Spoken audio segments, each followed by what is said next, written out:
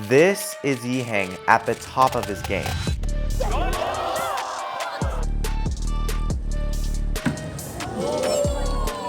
He was unstoppable until this happened.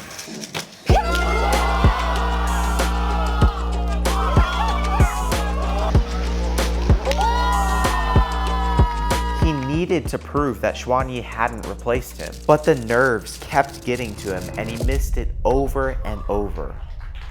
Then, right before facing Xuanyi again, Yihang did something that none of us have ever seen him do.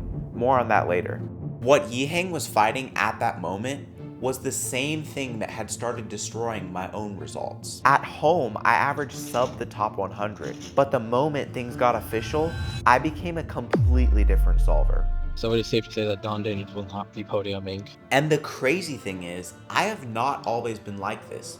For my first 3 years of cubing, I thrived under pressure. It was only once the top 100 was within my reach that my nerves started to kick in. Like you, I knew if I would solve the same in comps as I did at home, I would become unstoppable.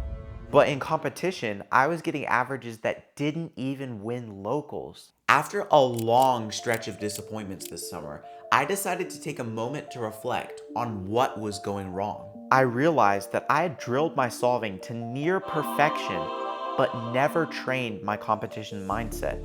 And there were 3 specific things that were happening that kept breaking me. But the problem is, these things were only happening in competitions. I needed to fix them as soon as possible, but I'm living in Montana right now, and it is literally the speed cubing desert. Like, check this comp map out. So I built a simulator that put me into real competitions against real competitors using their actual scrambles and results.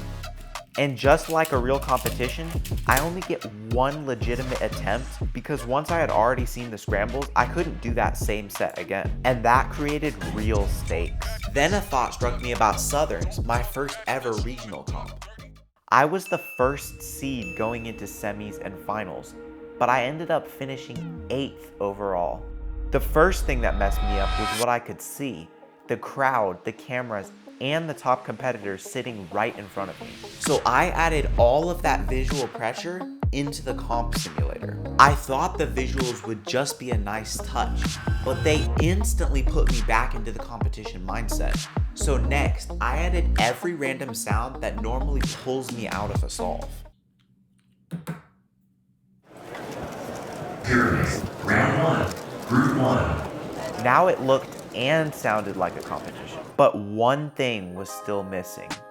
The pressure of knowing that anyone could see the results. So I added the options to share results and stream the entire attempt live on Discord, so there will be no restarting and no hiding a bad result. Now I had all 3 things that broke me: the visuals, the auditory distractions, and the pressure of a public result. And at first, it worked almost too well. Ready? The comp sim had me overthinking, locking up, and getting mid-2 averages exactly like I did in competition.